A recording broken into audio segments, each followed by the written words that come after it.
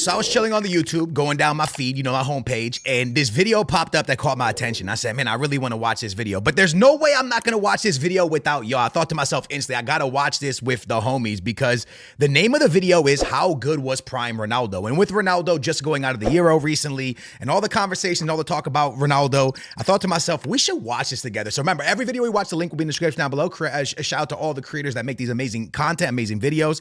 But we are going to watch this together and we are going to react to How Good Was Prime Ronaldo. So let me stop talking. Let me get into it. Smash that thumbs up if you enjoy it. Let's run it. I don't care if you think Ronaldo's the GOAT, Messi's the GOAT. We're not here to discuss that. We are here to watch some football and see Ronaldo in his prime. So let's run it.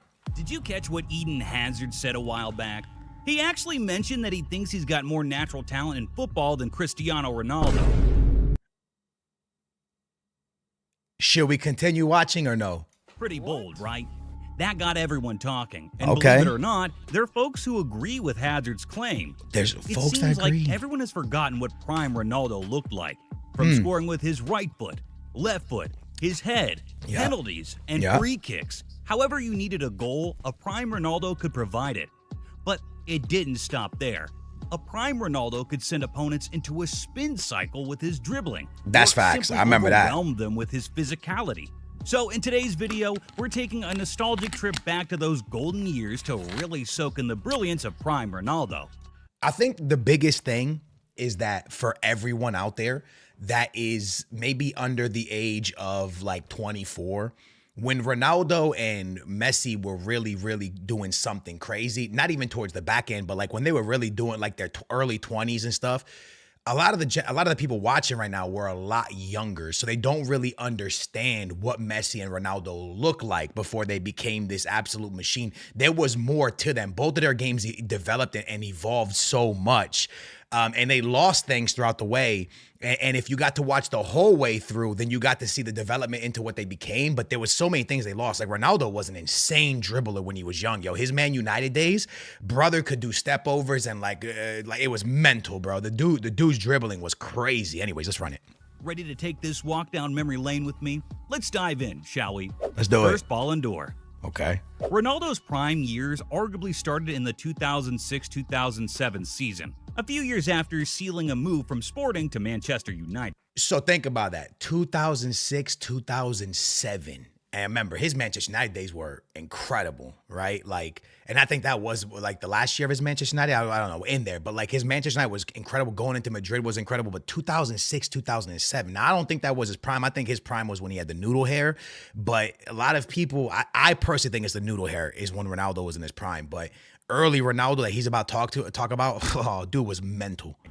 He was an instant fan favorite at Manchester United, earning praises from Manchester United icons like George Best and Gary Neville, who ran out of words to describe him. Many times Cristiano Ronaldo's been on the pitch where he's been scoring goals, sensational player, one of the greatest of all time. He initially wanted the number 28 jersey, but as it was unavailable then, he was given the number 7 to begin the CR7 era.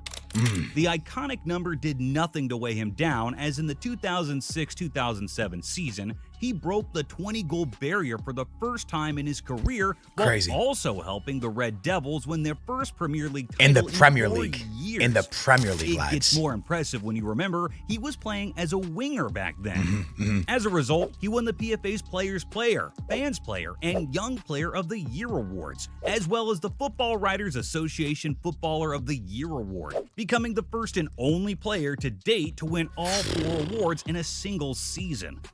He continued his red-hot form the next season by breaking George Best's 40-year record. After scoring a brace against Bolton as a first-time captain for the Red Devils, he Big clocked hit. his 33rd strike of the campaign, surpassing George Best's total of 32 goals in the 1967-1968 season. George Best, he's better than the rest. He ended up winning the Premier League Golden Boot with 31 league goals, plus becoming the first winger to win the European Golden Shoe.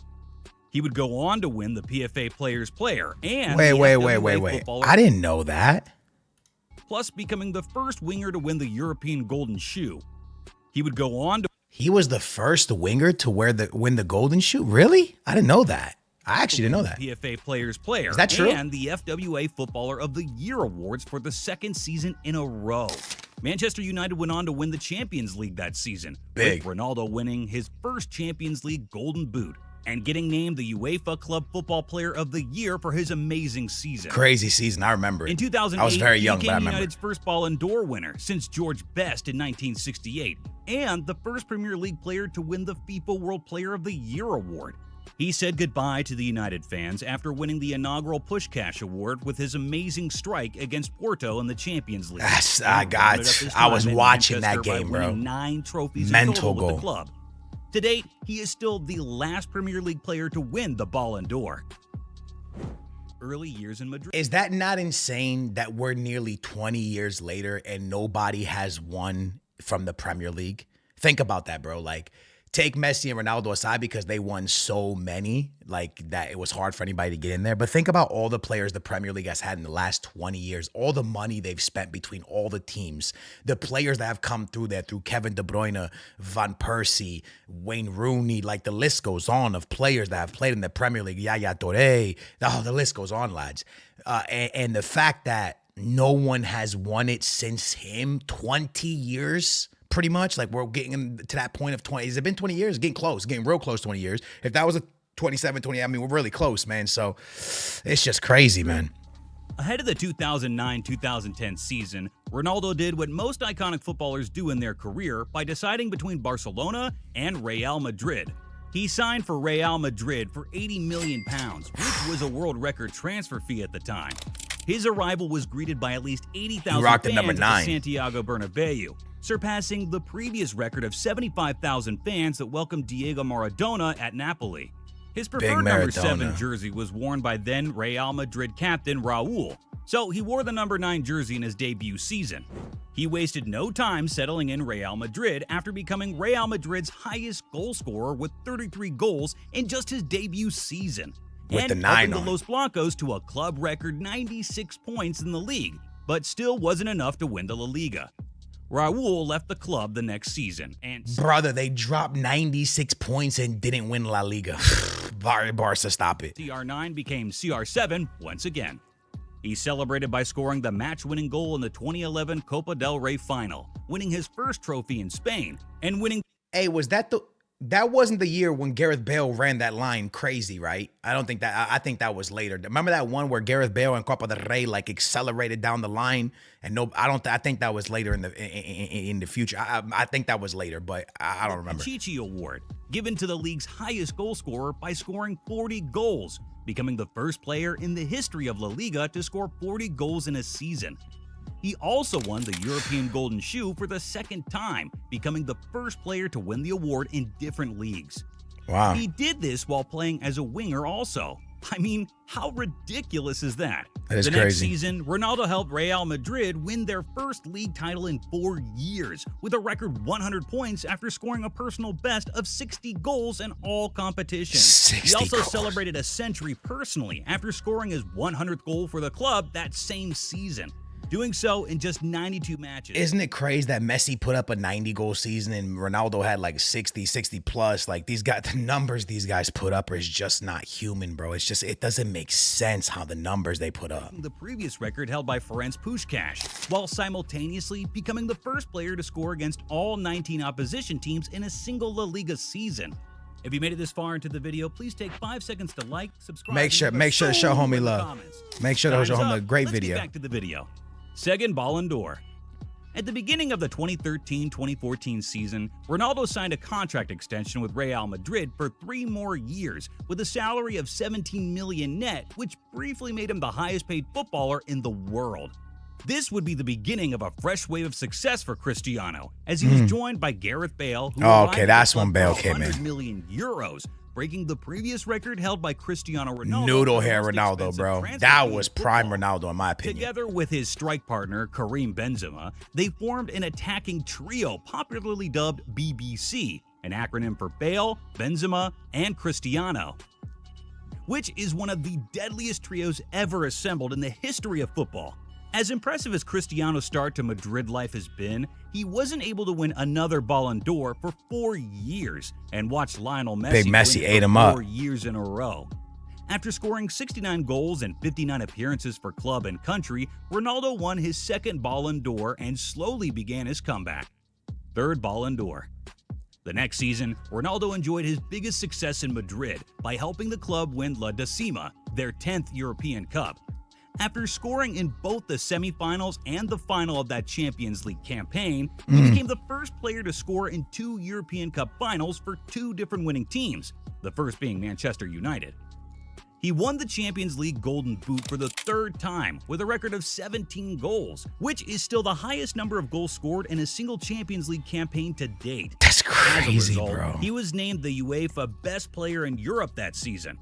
Ronaldo scored 31 goals in 30 league games, which earned him the... You know what's massively crazy? At this point, he was still on the wing because Kareem the Dream Benzema was playing the 9. He was still kind of the winger at this point of his career, which is just so wild to think about, that he's able to put up these numbers and still be like the top goal scorer in Champions League in one season, being a winger. Like, it's just insane the things that Messi and Ronaldo did, bro. If you grab a list and you were to put everything that Ronaldo did and everything that Messi did all together into, like, brother, like, you would, they've done more together than most teams in Europe have done by themselves, and that's a football club that's been around for years, bro. Like, you can take what they've achieved, and I guarantee you that they'll beat like more than 50% of European teams on things they've accomplished. That's just stupid to think about, bro. Pichichi Award again, and the European Golden Shoe, which he had to share with then Liverpool striker Luis Suarez.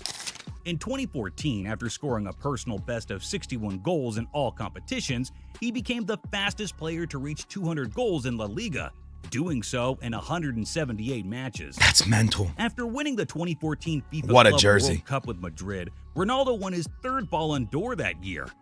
He finished the 2014-2015 season by winning a 2nd consecutive Pichichi Award and another European Golden Shoe for a record 4th time. 4th Ballon d'Or. By his 7th season at Real Madrid, Ronaldo was on fire, becoming the club's top scorer ever, surpassing Raul twice, first in La Liga, then in all competitions. He didn't stop there, claiming the title of the Champions League's all-time What a top hit, scorer man. with a stunning hat trick. Hitting his 500th career goal, Ronaldo was unstoppable, even snagging the 2nd spot as La Liga's highest scorer right after Messi. He dominated the Champions League, leading as top scorer for 4 straight years and smashing over 50 goals annually for 6 years. For some context, before Ronaldo, a great season for a striker was 20 to 30 goals in all competitions. Then, this absolute freak of a footballer came and started scoring 50 goals every season for 6 years straight, leaving everybody confused. And now scoring 20 goals as a striker is seen as a poor return. 2016 was Ronaldo's year. He led Portugal to Euro glory and swept up the Ballon d'Or, FIFA's Best Men's Player, and UEFA's Best Player in Europe. The next season, he made Champions League history again, being the first to score 100 goals, topping the scoring chart, and driving Real Madrid to back-to-back Champions League titles. 5th Ballon d'Or. This is so crazy, At the start man. of the 2017-2018 season, Ronaldo won the Best FIFA's Men's Player for the 2nd year in a row.